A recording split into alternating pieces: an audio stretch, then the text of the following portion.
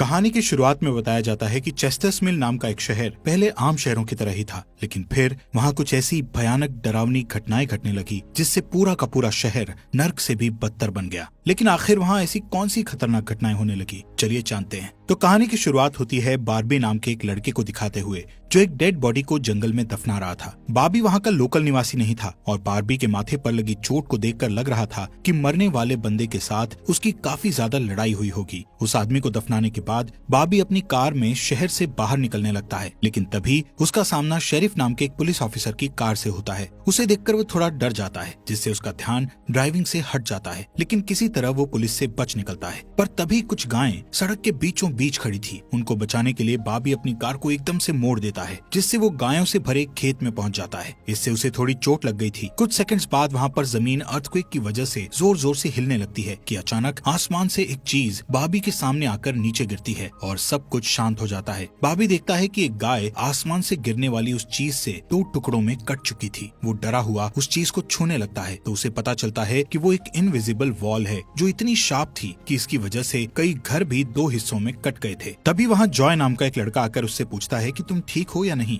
वो भी उस इनविजिबल दीवार को देखकर शॉक्ड रह जाता है। दूसरी तरफ शेरिफ और लिंडा को खबर मिलती है कि उस पूरे टाउन की पावर सप्लाई कट गई है, फोन लाइंस बंद हो गई हैं और इंटरनेट भी काम नहीं कर रहा है। यहाँ तक कि सारे सैटेलाइट कनेक्शंस भी काम करना बंद कर गए थे। तभी शहर के ऊपर से उड़ रहा एक प्लेन उस इनविजिबल वॉल से टकराकर क्रैश हो जाता है, जिसे देखकर लोग और भी ज्यादा घबरा गए थे और ये बात कंफर्म हो जाती है कि ये सिर्फ एक इनविजिबल दीवार नहीं बल्कि एक राउंड शेप डोम यानी गुम्बद है जिसने आधे शहर को कवर कर लिया है। वहीं दूसरी साइड हम एक रेडियो स्टेशन पर फिल और उसकी असिस्टेंट डोडी को देखते हैं जो सिग्नल लाने की कोशिश कर रहे थे। वो दोनों थोड़ा कंफ्यूज थे कि अचानक सिग्नल क्यों चला गया। यहाँ पर फिल को लगता है कि ये अच्छा मौका है उनकी रेडियो रेटिंग्स को हाई करने का, इसलिए वो दोनों सिग्नल को ठीक करने में लग जाते हैं। वहीं एक फायर ट्रक डोम की दूसरी तरफ से आ रहा था, जिसे देख बार्बी ट्रक वाले को इस इनविजिबल वॉल की तरफ इशारा करता हुआ उसे रुकवाकर क्रैश होने से बचा लेता है। थोड़ी देर बाद वहाँ इन्वेस्टिगेशन करने के लिए कुछ पुलिस वाले आते हैं, पर इस इनविजिबल डोम को समझना उनके बस की बात नहीं थी। उसी समय वहाँ पर एक शहर का काउंसिलमैन जिसका नाम बिग जिम था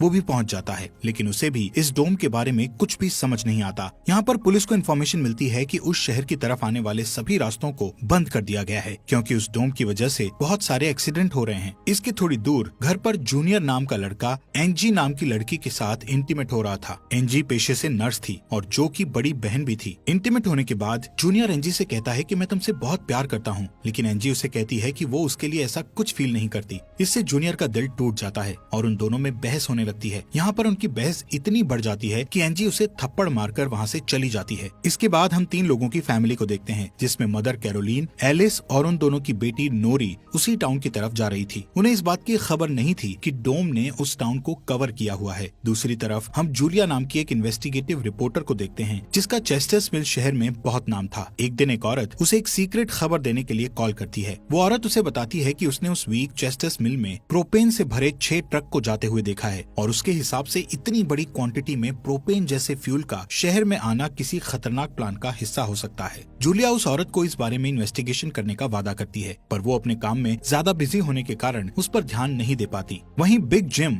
रेडियो स्टेशन जाकर इमरजेंसी की अनाउंसमेंट करता है। कैरोलीन जो एलिस और नॉरी के साथ शहर में आ रही थी ये अनाउंसमेंट सुन लेती है, पर उन्हें लगता है कि ये किसी तरह का एडवर्टीजमेंट है, इसलिए वो इस अनाउंसमेंट पर ध्यान नहीं देती और उनकी कार डोम से टकराते टकराते बचती है क्योंकि उससे पहले दूसरी तरफ से आ रहा एक ट्रक डोम से टकराकर क्रैश हो जाता है, जिसे देखकर वो तुरंत अपनी कार की ब्रेक लगा देती है। इतने बड़े इंसिडेंट को देखकर नॉरी के दौरे पड़ने लगते हैं, जिससे वो बेहोश हो जाती है, लेकिन बेहोश होने से पहले वो किसी पिंक स्टार के बारे में कहती है। अब यहाँ से नॉरी को जल्दी से हॉस्पिटल में ले जाया जाता है, जो कि टाउन में होने वाली घटनाओं से घायल हुए लोगों से भरा पड़ा था। वहीं जूलिया और बार्बी घायल हुए लोगों को हॉस्पिटल ला रहे थे। इसी हॉस्पिटल में जूलिया का हस्बैंड भी डॉक्टर था। वो उससे मिलने जाती है, लेकिन उस वक्त उसका हस्बैंड हॉस्पिटल में नहीं था। हॉस्पिटल में जूलिया को पता चलता है कि उसका हस्बैंड संडे को कभी काम नहीं करता था, पर वो जूलिया को हमेशा झूठ बोलता आ रहा था। हॉस्पिटल के बाहर हम बार्बी और एंजी को मिलते हुए देखते हैं। दोनों को साथ देखकर जूनियर के अंदर एक अलग सी जलन पैदा होती है। वहीं अब टाउन के बॉर्डर्स को सैनिकों द्वारा सील कर दिया जाता है।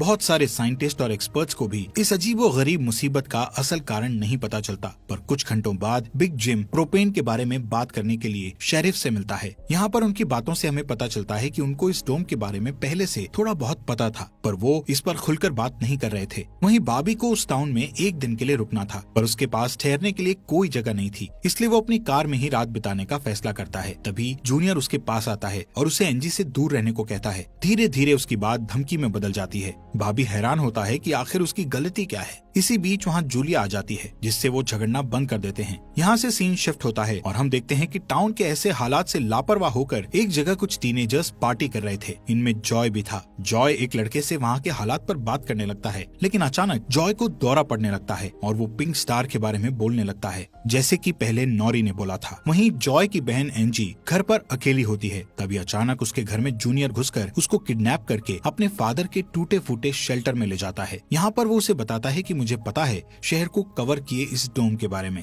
यहाँ पर एंजी को उससे ये भी पता चलता है कि बिग जिम ही जूनियर का फादर है। जूनियर एंजी को ये भी बताता है कि उसके फादर अपनी फैमिली की सुरक्षा को लेकर हमेशा चिंतित रहते थे, इसलिए उन्होंने फैमिली के लिए ये शेल्टर बनाया था। वहीं दूसरी साइड जूलिया बॉबी को अपने घर में ठहरने के लिए लाती है। तभी अचानक बॉबी की नजर उसके हस्बैंड की फोटो पर पड़ती है और उसे रियलाइज होता है कि ये वही आदमी है जिसे उसने सुबह मारा था। दूसरी तरफ लिंडा और शेरिफ सभी व्हीकल्स पर नजर रख रहे थे ताकि कोई भी गलती से इस डोम से न टकरा जाए। तभी अचानक शेरिफ को अटैक आ जाता है और वो वहीं पर मर जाता है। अब यहाँ से हमें सुबह की घटना फ्लैशबैक में दिखाई जाती है, जहाँ बॉबी टाउन में जूलिया के हस्बैंड जो डॉक्टर थे उनसे मिलने आया था। वो उनसे कुछ पेमेंट की बात करता है, पर डॉक्टर उसे पेमेंट देने से इनकार कर देता है, जिस वजह से उन दोनों में झगड़ा हो जाता है और एक्सीडेंटली बॉबी उसे गोली मार देता है। बॉबी जानता था कि भले ही उसने उसे गलती से मारा है, पर उसे इसकी सजा मिलेगी और इससे बचने के लिए उसने उसकी बॉडी को जंगल में दफना दिया। वहीं प्रेजेंट में सुबह उठकर बारबी देखता है कि उसके गले की चेन गायब है, तो वो जूलिया से इसके बारे में पूछता है। जूलिया उससे कहती है कि वो उसकी चेन को ढूंढकर उसे दे देगी, पर तभी बॉबी को याद आता है कि वो चेन उस केबिन में ही गिर गया था जहाँ उसने उसके पति को मारा था। उधर जॉय अपने फ्रेंड बेन के साथ था, जिसने पिछली रात सीजर के वक्त उसकी मदद की थी। बेन जॉय से पिंक स्टार के बारे में पूछता है, जो उसने रात को दौरा पड़ते वक्त कहा था, लेकिन जॉय को उसके बारे में कुछ भी याद नहीं आ रहा था। वहीं रेडियो स्टेशन में डोडी एक स्पेशल डिवाइस की मदद से डोम के बाहर वाले लोगों से कांटेक्ट करने में सक्सेसफुल हो जाती है। वो सोल्जर्स को आपस में बात करते हुए सुन सकती थी, पर वो उनसे कुछ नहीं कहती। वहाँ सोल्जर्स भी कंफ्यूज थे कि आखिर ये इनविजिबल वॉल क्या है। दूसरी तरफ बिग जिम रेस्टोरेंट में बैठा ब्रेकफास्ट कर रहा होता है कि लिंडा वहाँ आकर उसे शेरिफ के मरने की खबर सुनाती है, जिससे वो लोग तुरंत बंकर में डेड बॉडीज को दफनाने वाले के पास जाते हैं, जिसका नाम लेस्टर था। उधर एंजी शेल्टर में किसी को मदद के लिए बुलाने की पूरी कोशिश करती है, पर वो कामयाब नहीं होती। तभी जॉय वहाँ आता है और उसे चेन के जरिए बेड से बांध देता है। वहीं बिग जिम लेस्टर को अपने साथ लेकर आता है, जो कि शेरिफ का ही दोस्त था। शेरिफ की मौत से वो बहुत दुखी और परेशान हो जाता है। जब लिंडा उनके आसपास नहीं होती, तब वो और बिग जिम पिछले महीने होने वाले प्रोपेन के इंपोर्ट के बारे में बात करते हैं कि प्रोपेन के इंपोर्ट में उन तीनों का ही हाथ था और उन्होंने टाउन वालों से ये बात छुपाई थी। शेरिफ की मौत से ये कंफर्म हो गया था कि वो उनकी इन्वॉल्वमेंट के बारे में किसी को कुछ नहीं बता पाएगा, जो कि उनके लिए अच्छी खबर भी थी। उसी दिन बाद में लिंडा पुलिस स्टेशन आती है तो देखती है कि बिग जिम शेरिफ के ऑफिस में कुछ ढूंढ रहा है। लिंडा के पूछने पर जिम उसे कहता है कि वो वहाँ शेरिफ की वसीयत के पेपर्स ढूंढ रहा है, लेकिन असल में वो वहाँ प्रोपेन के इंपोर्ट से जुड़े पेपर्स को ढूंढने आया था, जो उसे और लेस्टर को परेशानी में डाल सकते थे। वो तुरंत बाहर आकर शेरिफ को बताता है कि मुझे लगता है वो पेपर शेरिफ के घर में होंगे, जिन्हें लाने के लिए वो लेस्टर को तुरंत उसके घर भेजता है। इसी बीच जूलिया जल्दी से रेडियो स्टेशन पर डोडी के पास जाती है, जहाँ वो देखती है कि वो लोग डिवाइस के जरिए डोम के बाहर खड़े सैनिकों की बातचीत सुन सकते हैं। उनकी बात सुनने पर जूलिया को पता चलता है कि वो लोग जमीन खोदकर डोम को बाहर निकालने की कोशिश कर रहे हैं, पर वो इस काम में कामयाब नहीं हो पा रहे हैं। इसके बाद जूलिया रेडियो के जरिए पूरे टाउन में डोम वाली खबर को फैला देती है, जिससे लोगों में डर पैदा हो जाता है और लोग घबरा जाते हैं। वहीं जॉय और बेन बॉर्डर के पास साइंटिस्ट को अपना काम करते हुए देखते हैं। साइंटिस्ट ये देखते हैं कि डोम के ऊपर पानी का क्या असर होता है, पर उन्हें ज्यादा कुछ समझ नहीं आ रहा था, जिससे वो किसी नतीजे पर नहीं पहुंच पाते। वहीं जॉय देखता है कि ये डोम एक छलनी की तरह है। वो बेन से बताता है कि इस डोम में से बिल्कुल मामूली सा पानी आर पार जा सकता है। दूसरी ओर बार्बी अपनी चेन ढूंढने जूलिया के हस्बैंड डॉक्टर के केबिन में जाता है। वहाँ उसे उसका चेन मिल जाता है, पर तभी जूनियर वहाँ आकर उसे देख लेता है। जूनियर उससे पूछता है कि क्या तुम एंजी के साथ सोए थे। यहाँ पर बार्बी को लगता है कि शायद उसने उसे चेन ढूंढते हुए देख लिया है और इसीलिए वो जूनियर को ऐसे ही वहाँ से जाने नहीं दे सकता था, इसलिए वो जूनियर को बहुत बुरी तरह से पीटने लगता है। वहीं हम देखते हैं कि लेस्टर शेरिफ के घर पहुंचकर प्रोपेन इंपोर्ट के पेपर्स को ढूंढने लगता है। कुछ टाइम बाद उसे वो पेपर्स ड्रॉवर में मिल जाते हैं, तभी वो उन्हें जला देता है। जब वो वहाँ से जाने लगता है तो उसका पैर लगने से पेपर्स की आग घर के पर्दों पर लग जाती है, जिससे आग की लपटें पूरे घर में फैल जाती हैं और पूरा घर जलने लगता है, जिसे देखकर जल्दी ही बहुत सारे लोग जमा हो जाते हैं और आग बुझाने की कोशिश करते हैं, पर फायर ट्रक के बिना आग बुझाना नामुमकिन था। अगर वो लोग घर को जलने देते तो डोम के अंदर का टेम्परेचर बहुत बढ़ जाता, जिससे लोगों की जानें भी जा सकती थी, इसलिए सब मिलकर आग बुझाने में लग जाते हैं। बाबी लोगों को आग बुझाने में लीड करता है। तभी लिंडा को घर के अंदर से लेस्टर की चीखने की आवाजें सुनाई देती है। वो अंदर जाकर उसे घसीटकर बाहर निकाल लाती है और इलाज के लिए डॉक्टर के पास भेज देती है। यहाँ पर लोगों को आग बुझाने में 1 घंटे के बाद भी कामयाबी नहीं मिलती, उल्टा आग और भड़क जाती है। आखिर में जिम लोडर लेकर आता है और घर को गिरा देता है। तब कहीं जाकर आग शांत होती है। इसके बाद सारे थके हुए लोग इकट्ठा होते हैं। उनमें से पॉल नाम का एक पुलिस वाला फ्रस्ट्रेट होकर कहता है कि हम सभी लोग इस डोम से कभी भी बाहर नहीं निकल पाएंगे, क्योंकि ये डोम आग से जो धुआं निकला है उसे बाहर नहीं निकलने दे रहा। वो कहता है कि हम सभी इस डोम के अंदर ही मरने वाले हैं। इतना कहता हुआ वो हवा में गोली चला देता है, जो कि डोम से टकराकर एक दूसरे पुलिस वाले को लग जाती है और वो तुरंत मर जाता है। यहाँ पर पॉल को अरेस्ट कर लिया जाता है। अंधेरा होने पर जॉय और उसके दोस्त स्केटिंग के लिए जाते हैं। तभी वहाँ पर नोरी जॉय के पास आकर उसे कहती है कि उसे अपना फोन चार्ज करना है। जॉय उसे अपने घर ले जाता है, क्योंकि उसके घर में जनरेटर था, जो कि उस टाउन के गिने चुने घरों में ही था। उधर लिंडा पॉल को जेल लेकर आती है। वहाँ कुछ लोग पुलिस स्टेशन के बाहर प्रोटेस्ट कर रहे थे। असल में वो लोग पुलिस के घटिया सिस्टम का विरोध कर रहे थे। जिम उन सबको ये कहकर शांत करता है कि जरूरत पड़ने पर उन सबकी मदद की जाएगी। लॉकअप में बंद होने के बाद पॉल को हार्ट अटैक आ जाता है, जिससे लिंडा उसकी मदद के लिए दौड़कर अंदर जाती है, लेकिन तभी उसे पता चलता है कि पॉल सिर्फ अटैक आने की एक्टिंग कर रहा था। इसी मौके का फायदा उठाकर पॉल उसे धकेलकर उसे लॉकअप में बंद करके वहाँ से भाग जाता है। इधर बंकर में जूनियर फिर से एनजी के पास जाता है। एनजी समझ चुकी थी कि अगर उसे यहाँ से निकलना है तो उसे जूनियर को झूठे जाल में फंसाना पड़ेगा, इसीलिए वो उससे अपने बचपन की यादें साझा करती है, जब वो दोनों एक बंद टनल में जाया करते थे, और कहती है कि हो सकता है डोम का टनल पर कोई असर नहीं हुआ हो तो वो लोग बाहर जा सकते हैं। यहाँ पर एनजी सोचती है कि अब वो उसके प्यार के जाल में फंस गया है तो शायद वो उसे छोड़ दे, लेकिन ऐसा कुछ नहीं होता। जूनियर अकेले ही उस टनल में जाने का प्लान बनाता है। वहीं जिम जब पुलिस स्टेशन में आता है तो पॉल की जगह लिंडा को लॉकअप में बंद देखता है। वो तुरंत उसे लॉकअप से बाहर निकालता है। उन्हें पता चलता है कि पॉल अपने साथ एक राइफल और कुछ गोलियां लेकर गया है। लिंडा तुरंत उसकी तलाश में जंगल की ओर निकल जाती है, क्योंकि उसे पता था कि पॉल अक्सर शिकार करने जंगल की तरफ जाया करता था। वहीं जिम पॉल को पकड़ने के लिए एक टीम तैयार करता है। उधर रेस्टोरेंट में बैठी कैरोलीन को नॉरी की फिक्र हो रही थी, क्योंकि वो पिछली रात अपनी दोनों मदर्स को बिना बताए जॉय के घर रुक गई थी। वहीं जिम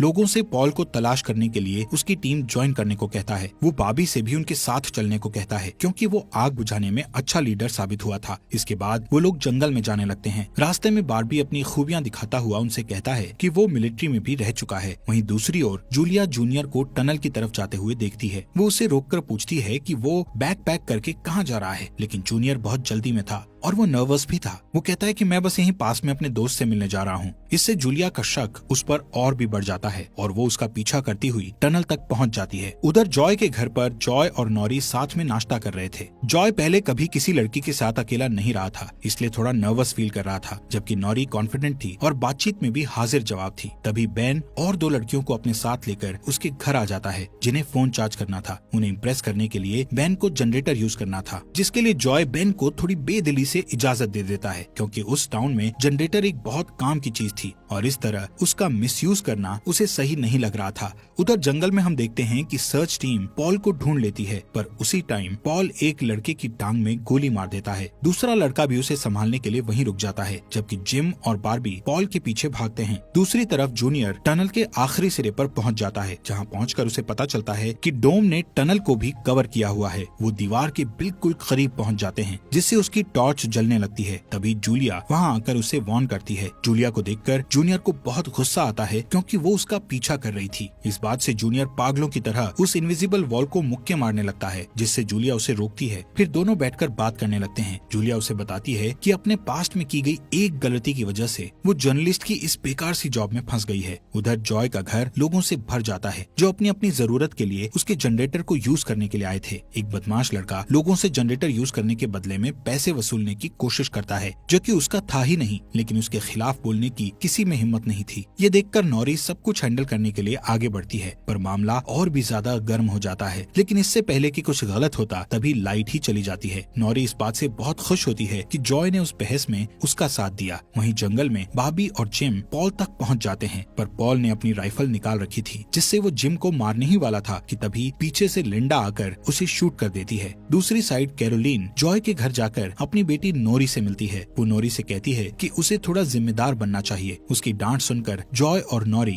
एक दूसरे का हाथ पकड़ लेते हैं, जिससे एक स्ट्रेंज स्पार्क पैदा होता है और उसी वक्त दोनों को दौरे पड़ने लगते हैं। वो दोनों एक साथ किसी पिंक स्टार के बारे में बात कर रहे थे। उधर जूनियर शेल्टर में एनजी के पास जाता है, लेकिन इस बार उसके हाथ में फर्स्ट एड किट थी। एनजी उसके जख्मों पर मरहम पट्टी करती है और चुपके से सीजर अपने पास रख लेती है। वहीं हम देखते हैं कि जूलिया और बार्बी दिन भर की थकान के बाद वापस घर लौटते हैं, लेकिन जूलिया जूनियर की बातें सुनने के बाद से ही बार्बी पर शक करने लगी थी और जब बार्बी नहाने जाता है तो जूलिया उसका सामान चेक करने लगती है। दोस्तों, हमारे फॉक्स एक्सप्लेनर हिंदी चैनल को सब्सक्राइब करना मत भूलना। और आपको ये अंडर द डोम सीरीज यहाँ तक कैसी लगी, इस सीरीज के नेक्स्ट एपिसोड लाएं या नहीं, कमेंट बॉक्स में हमें जरूर बताएं।